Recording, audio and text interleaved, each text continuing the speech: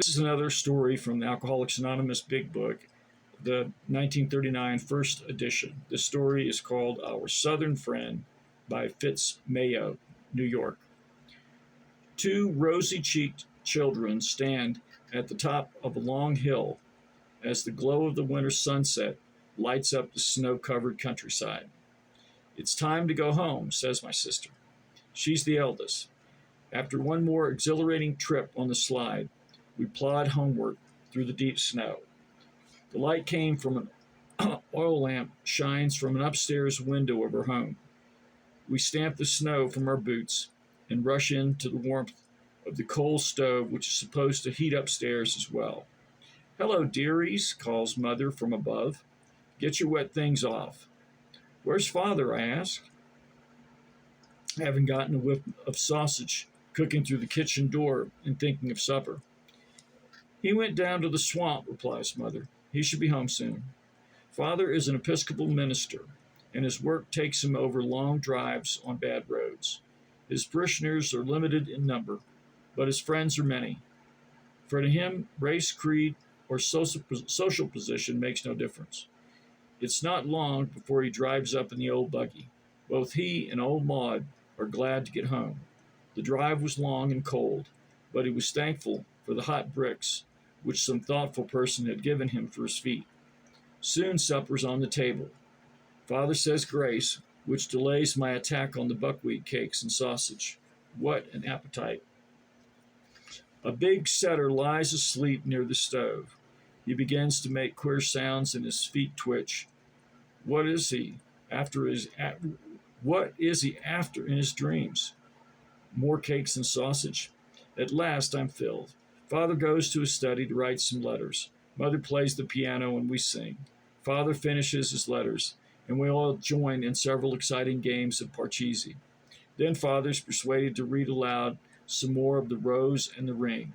Bedtime comes. I climb to my room in the attic. It's so cold, so there's no delay. I crawl under a pile of blankets and blow out the candle. The wind is rising and howls around the house, but I'm safe and warm. I fall into a dreamless sleep. I'm in church. Father's delivering his sermon. A wasp is crawling up the back of the lady in front of me. I wonder if it will reach her neck. Shucks, it has flown away. Ho-hum. Maybe the watermelons are ripe in Mr. Jones's patch. That's an idea. Benny will know, but Mr. Jones will not know what happened to some of them, if they are. At last, the message has been delivered. Let your light so shine before men that they may see your good works. I hunt for my nickel to drop in the plate, so that mine will be seen. Father comes forward in the chancel of the church. The peace of God which passes all understanding, keep your hearts and minds. Hooray! Just a hymn, and then church will be over until next week. I'm in another fellow's room at college. "Freshman," said he to me, "do you ever take a drink?" I hesitated.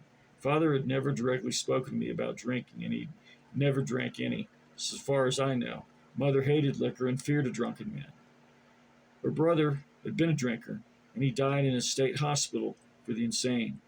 But his life was unmentionable so far as I was concerned. I never had a drink, but I had seen enough merriment in the boys who were drinking to be interested. I would never be like the village drunkard at home. How a lot of people despised him. Just a weakling. "Well," said the older boy, "do you?" "Once in a while," I lied. I cannot let him think I was a sissy. He poured out 2 drinks. "Here's looking at you," said he. I gulped it down and choked. I didn't like it, but I would not say so. No, never. A mellow glow stole over me. This wasn't so bad after all. In fact, it was darn good. Sure, I'd have another. The glow increased. Other boys came in. My tongue loosened. Everyone laughed loudly. I was witty. I had no inferiorities. Why, I wasn't even ashamed of my skinny legs. This was the real thing. A haze filled the room. The electric light began to move. Then 2 bulbs appeared. The faces of the other boys grew dim. How sick I felt. I staggered to the bathroom. Shouldn't have drank so much or so fast, but I knew how to handle it now. I drink like a gentleman after this.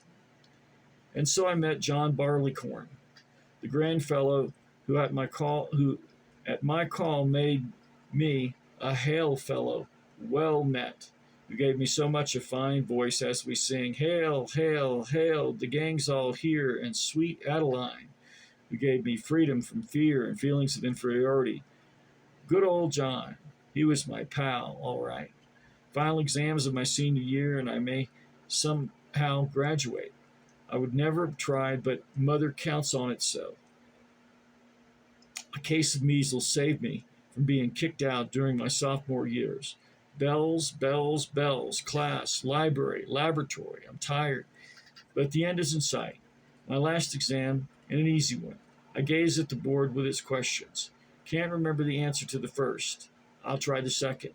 No soap there. Say this is getting serious. I didn't seem to remember anything. I concentrate on one of the questions. I don't seem to be able to keep my mind on what I'm doing. I get uneasy. If I don't get started soon, I won't have time to finish. No use. I can't think. Oh, an idea. I I leave the room, which the honor system allows. I go to my room. I pour out a half a tumbler of grain alcohol and fill it with ginger ale. Oh boy. Now back to the exam. My pen moves rapidly. I know enough of the answers to get by. Good old John Barleycorn. He can certainly be depended on. What a wonderful power he has over the mind. He's given me my diploma. Underweight. How I hated that word. 3 attempts to enlist in the service, and 3 failures because of being skinny. True, I've recently recovered from pneumonia and have an alibi, but my friends are in the war, or going, and I'm not. To hell with it all. I visit a friend who's awaiting orders. The atmosphere of eat, drink, and be merry prevails, and I absorb it. I drink a lot every night. I can hold a lot now, more than the others. I'm examined for the draft and passed the physical exam. What a dirty deal. Drafted. The shame of it. I'm to go to camp on November 13th. The armistice assigned on the 11th in the draft is called off. Never in the service. The war leaves me with a pair of blankets, a toilet kit, a sweater knit by my sister, and a still greater inferiority. It's 10 o'clock of a Saturday night. I'm working hard on the books of a subsidiary company of a large corporation. I've had experience in selling, collecting, and accounting, and I'm on my way up the ladder. Then to crack up. Cotton struck the skids, and collections went cold. A $23 million surplus wiped out.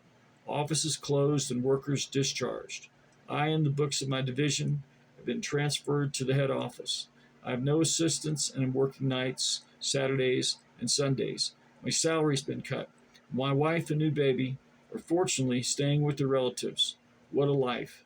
I feel exhausted.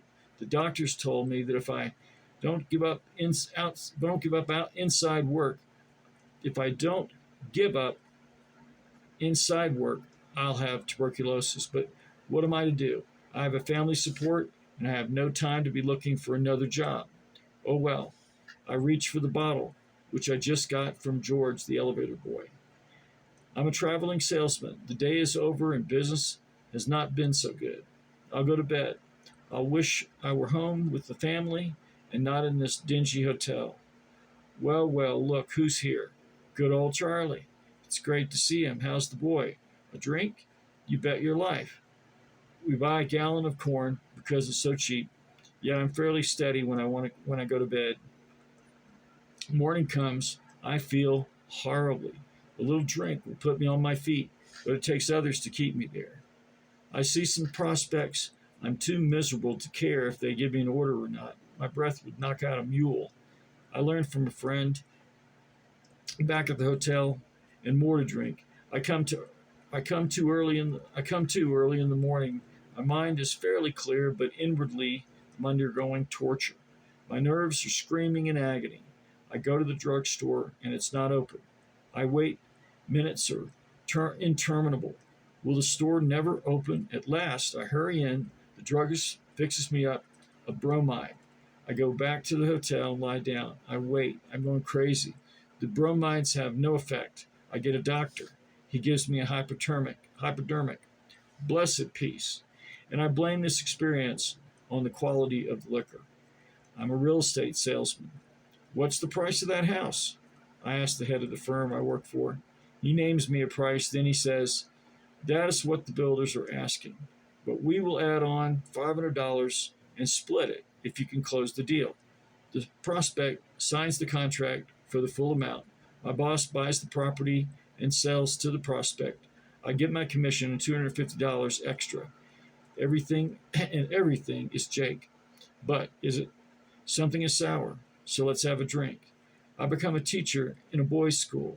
I'm happy in my work. I like the boys, and we all have lots of fun in class and out. An unhappy mother comes to me about her boy. She knows I'm fond of him. They expected him to get high marks, and he has not had the ability to do it. So he altered his report card through fear of his father, and his dishonesty has been discovered.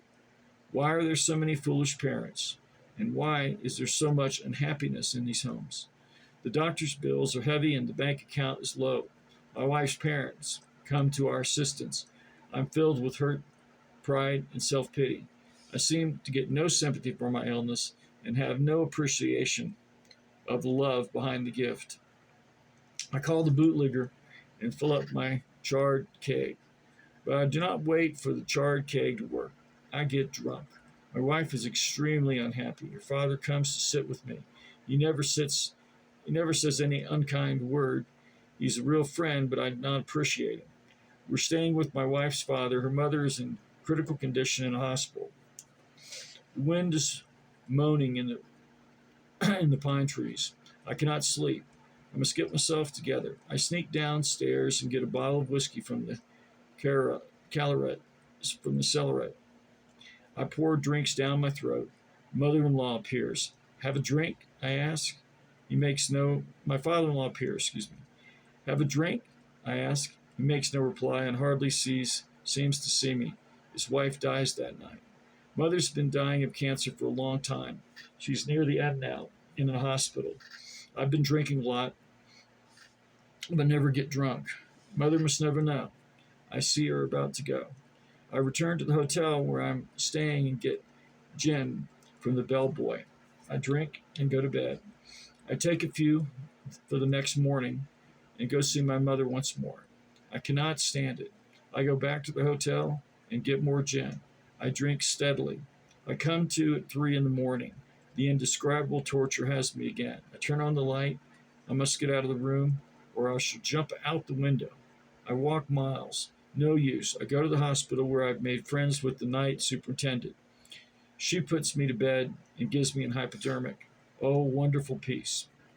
Mother and father die the same year. What is life all about anyway? The world is crazy. Read the newspapers. Everything is a racket. Education is a racket. Medicine is a racket. Religion is a racket.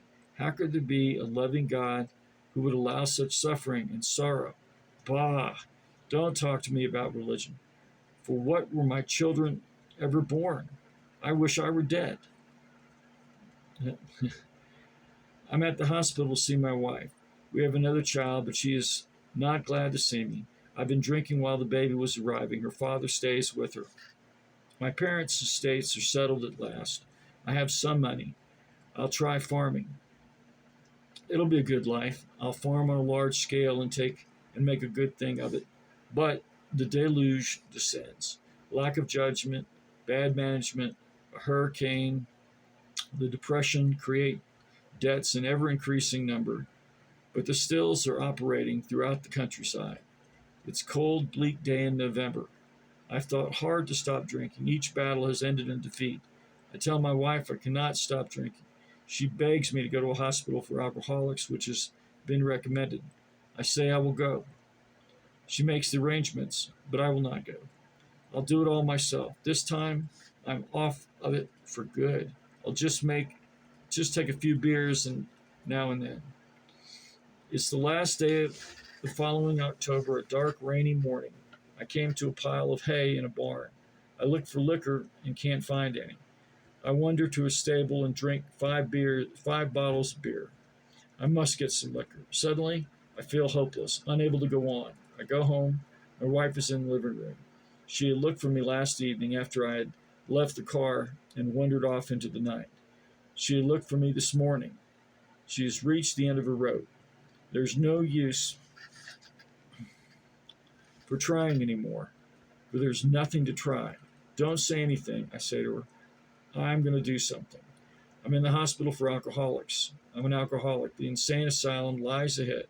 Could I have myself locked up at home? One more foolish idea. I might go out west on a ranch where I couldn't get anything to drink. I might do that. Another foolish idea. I wish I were dead, as I have often wished before. I'm too yellow to kill myself, but maybe the thought stays in my mind. 4 alcoholics play bridge in a smoke-filled room. Anything to get my mind from myself. The game is over, and the other 3 leave. I start to clean up the debris, and one man comes back, closing the door behind him. He looks at me. You think you're hopeless, don't you? He asks. I know it, I reply. Well, you're not. There are men on the streets of New York today who are worse than you, and they don't drink anymore. What are you doing here then? I ask.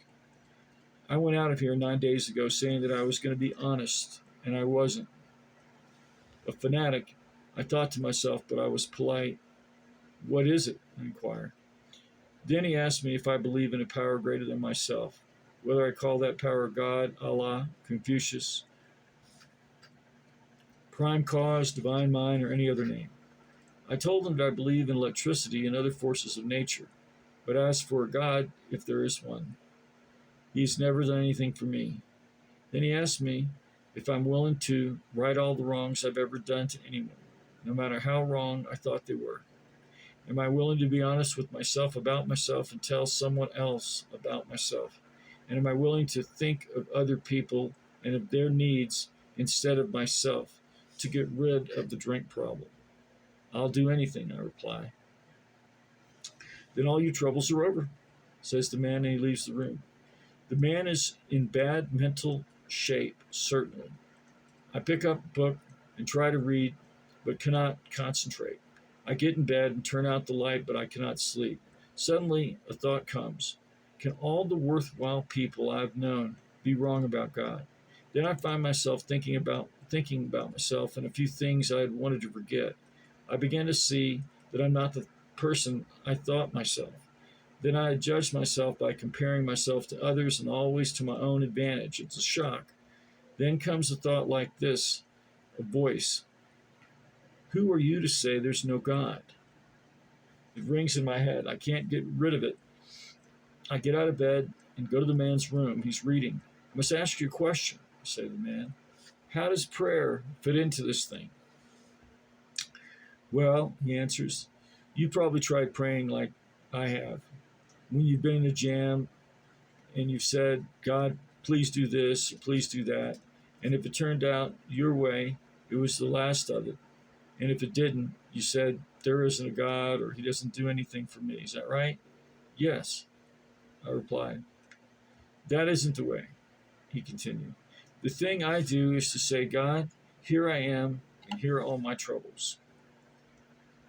I've made a mess of things and can't do anything about it. You take me and all my troubles and do anything you want with me. Does that answer your question? Yes, it does, I answer.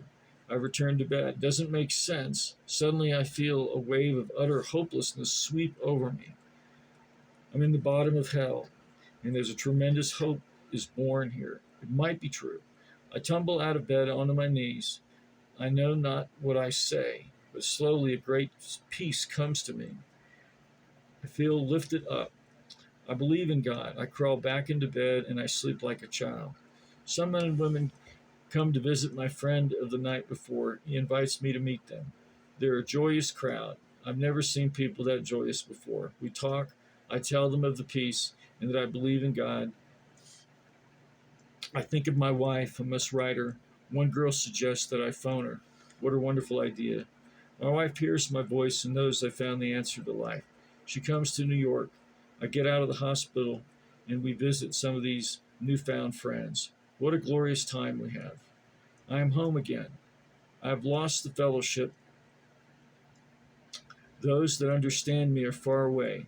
The same old problems and worries surround me. Members of my family annoy me. Nothing seems to be working out right. I'm blue and unhappy. Maybe a drink. I put on my hat and dash off in the car. Get into the lives of other people is one of the things the fellows in New York had said. I go to see a man. I've been asked to visit and tell him a story. I feel much better. I've forgotten about a drink. I'm on a train headed for a city. I've left my wife at home sick, and I've been unkind to her in leaving. I'm very unhappy. Maybe a few drinks when I get to the city will help. A great fear seizes me. I talk to the stranger in the seat with me. The fear and the insane idea is taken away. Things are not going so well at home. I'm learning that I cannot have my own way as I used to. I blame my wife and my children. Anger possesses me. Anger such as I have never felt before. I will not stand for it. I pack my bag and I leave. I stay with understanding friends. I see where I've been wrong in some respects. I do not feel angry anymore. I return home and say I'm sorry for my wrong. I'm quiet again, but I've not seen yet that I should do some constructive acts of love without expecting anything in return. I shall learn this after some more explosions. I'm blue again. I want to sell the place, move away.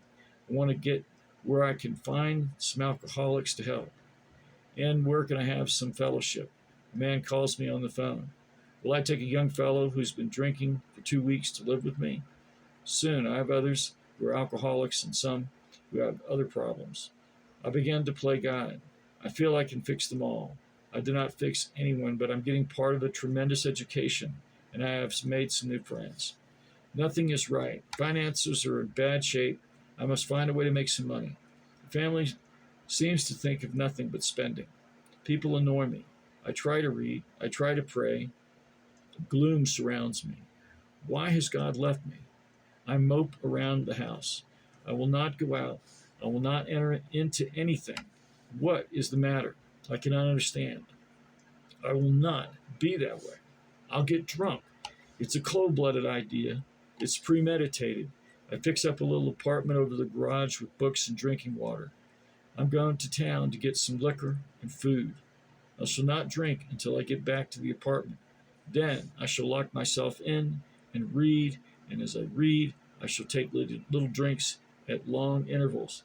I shall get myself mellow and stay that way.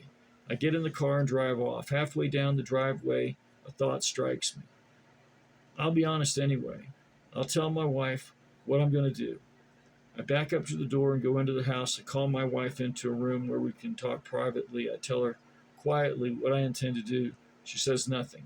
She does not get excited. She maintains a perfect calm. When I'm through speaking, the whole idea has become absurd. Not a trace of fear is in me.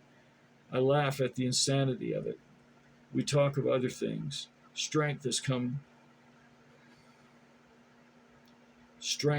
from weakness. I cannot see the cause of this temptation now, but I am to learn later that it began with the desire for my own material success becoming greater than the interest in the welfare of my fellow man.